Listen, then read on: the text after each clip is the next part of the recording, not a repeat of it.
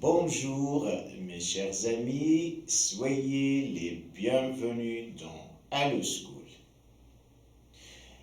Une nouvelle science, un nouveau chapitre qui s'intitule l'hérédité humaine, Al-Wiratatu al-Bashariya. Dans cette science, on va essayer de savoir quelles sont les difficultés de l'étude et les moyens utilisés dans la génétique humaine. ما هي الصعوبات التي تصادف دراسة الوراثة عند الإنسان؟ ما هي الوسائل التي نعتمدها في دراسة الوراثة عند الإنسان؟ Alors, comme introduction, la génétique humaine, l'hérédité humaine est une branche de la génétique. أشنو الدور ديالها؟ كيétudie la transmission des caractères héréditaires chez l'espèce humaine au cours des générations. Devant les difficultés qui entravent, qui empêchent cette étude, les chercheurs se sont penchés surtout sur l'étude des maladies, des modalités de la transmission des maladies et les malformations héréditaires. Pour une simple raison, c'est pour accumuler des connaissances sur les gènes qui en sont responsables. عندنا des questions qu'on va les répondre ultérieurement par des sciences successives. Quelles sont les difficultés de l'étude de l'hérédité humaine? Quels sont les moyens utilisés dans l'étude de la génétique humaine? Comment certaines maladies héréditaires, al-amrad al-wirathiya, se transmettent-ils au cours des générations? Comment expliquer certains cas d'anomalies chromosomiques chez l'homme? Anomalies chromosomiques, الشذوذات السرية. Quelles sont les techniques adoptées pour dépister, diagnostiquer, les anomalies chromosomiques chez le fœtus, al-janin? On commence maintenant par les difficultés de la génétique, de l'étude de la génétique humaine. La transmission des caractères héréditaires chez l'homme est semblable à celle chez les autres êtres vivants. Cependant, il existe un ensemble de difficultés qui empêchent l'expérimentation, la vérification des lois de l'hérédité dans les principales sens. Alors, أول صعوبة وهي الصعوبة الرئيسية. Donc, à la différence des autres les autres êtres vivants, la méthode des croisements dirigés est impossible. On ne peut pas imposer à un tel homme d'épouser une telle femme. Donc la question de croisement dirigé est vraiment impossible. Chez les êtres humains, on ne peut pas diriger à volonté les mariages. À chaque génération, le nombre des enfants est bien limité. On parle d'une faible fécondité, ou bien fécondité restreinte,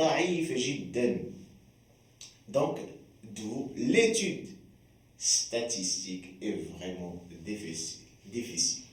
Chez les êtres humains, la durée des générations est vraiment longue. Donc le généticien, le chercheur dans le domaine de la génétique humaine ne peut pas suivre lui-même plusieurs générations. À l'exception de la plupart des êtres vivants, le nombre des chromosomes chez l'homme est trop élevé. 46 chromosomes qui sont répartis aux 23 paires de chromosomes. Le nombre des combinaisons chromosomiques possibles chez l'œuf est assez grand, 2 à la puissance 46, ce qui complique la tâche de l'étude de la génétique chez l'homme. Maintenant, on va essayer de décortiquer certains moyens utilisés pour l'étude de la génétique humaine. أول وسيلة هي ce qu'on appelle les arbres généalogiques. Les arbres généalogiques. شجرات النسب. En génétique humaine, l'arbre généalogique, autrement dit pedigree, permet de suivre la transmission d'un caractère héréditaire ou bien d'une maladie héréditaire au cours des générations au sein d'une même famille. هذا نموذج ديال pedigree, نموذج ديال arbre généalogique d'une femme. Alors, pour la réalisation de l'arbre généalogique, elle se fait par des chercheurs spécialistes qui peuvent être soit des médecins ou bien des biologistes. Alors, pour la réalisation de l'arbre généalogique, les généticiens tentent à restituer les événements familiaux. أشنو هي الأحداث التي تربط مختلف أفراد عائلة comme le mariage, les naissances, les mortalités, présence ou pas d'un caractère étudié, présence ou pas d'une maladie héréditaire. Alors, pour détecter la présence ou non d'un caractère chez les ascendants et les descendants. Les ascendants هما الأصول الأجداد والأجداد الأجداد. Les descendants هما الأبناء والأحفاد وأحفاد الأبناء. L'assemblage de toutes les informations enregistrées permet de construire ce qu'on appelle l'arbre généalogique, pédigré de la famille pour le caractère étudié.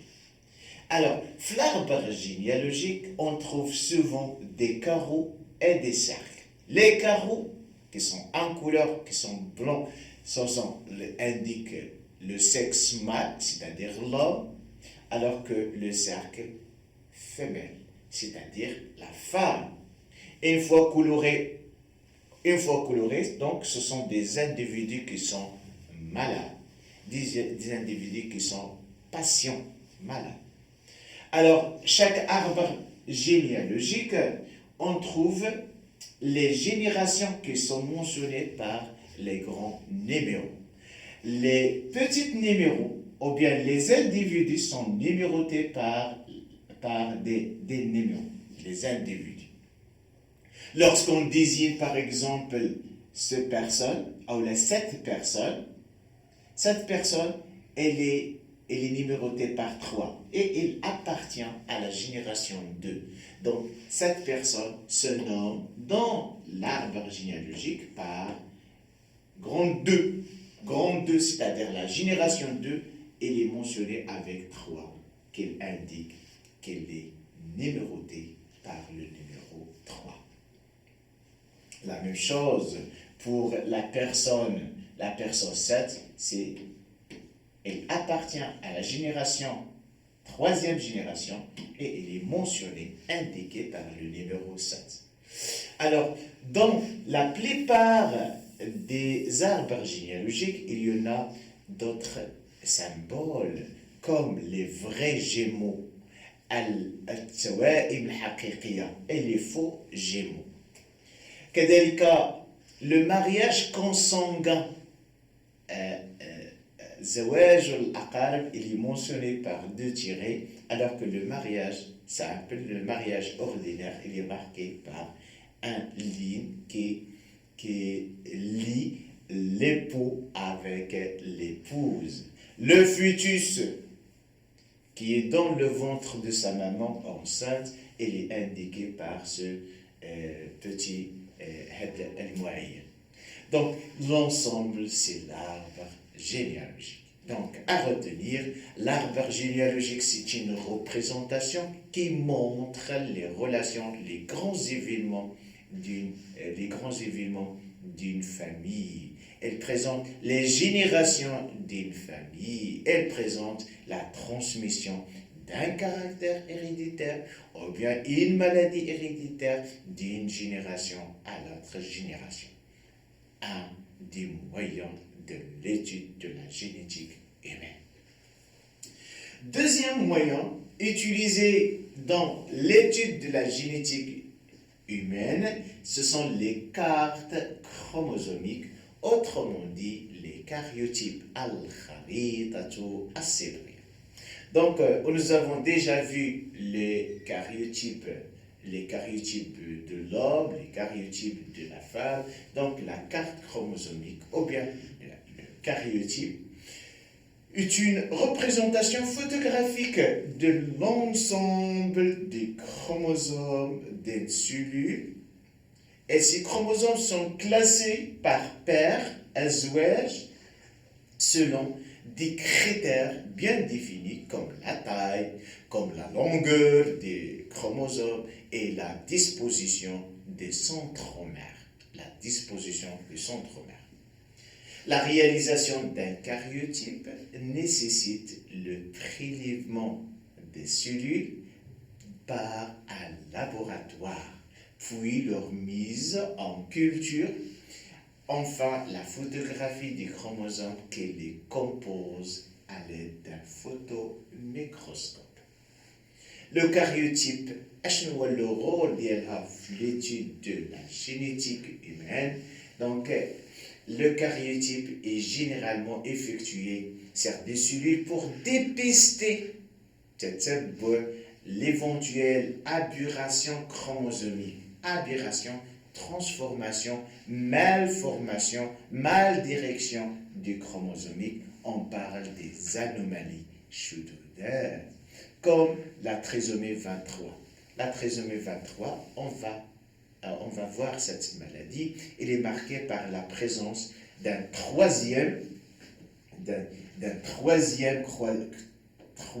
le père de chromosome 3 est marqué par la présence d'un autre chromosome 23. Donc, il y a addition d'un chromosome, il y a anomalie chromosomique, c'est-à-dire un changement qui touche le nombre des chromosomes. Donc, voilà, le karyotype nous montre, il a beaucoup d'avantages. D'abord, savoir quelle est l'origine, est-ce que de cette cellule, est-ce que d'origine mâle ou bien d'origine femelle, montrer est-ce qu'il y en a addition ou bien suppression d'un chromosome. Donc là, le karyotype, c'est un moyen qui est vraiment très important, c'est un moyen de base de l'étude de la génétique humaine. Elle peut être aussi réalisée sur des cellules qui sont anormales, pour détecter les dysfonctionnements et ces cellules, comme les cancers laryngicaux et les leucémies. Leucémie, c'est-à-dire le cancer des sangs. Alors, le troisième moyen d'étude de la génétique humaine. Donc, en plus des arbres généalogiques et le karyotype, maintenant, on va recourir à l'analyse de l'ADN. Parler de génétique humaine, parler des gènes qui contrôle les caractères. Parler des gènes, c'est parler des fragments d'ADN, d'où l'analyse d'ADN comme moyen de base primordial de l'étude de la génétique humaine. Dans certains cas, pour détecter des anomalies comme les maladies génétiques, provoquées par des mutations ponctuelles, mutations tafaratin mawdi'iyya, on fait appel aux techniques de l'analyse de l'ADN. Alors, parmi ces techniques, on cite ce qu'on appelle électrophorèse. Électrophorèse, j'ai une kalimat électro, c'est-à-dire on parle dans un champ électrique, forèse, c'est-à-dire la séparation. Donc, c'est une technique qui permet de différencier, détailler les différentes constituants de l'ADN.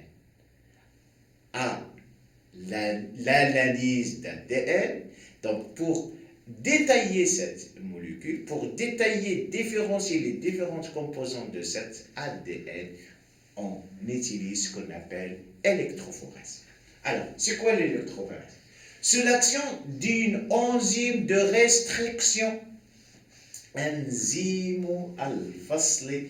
On va essayer de fragmenter.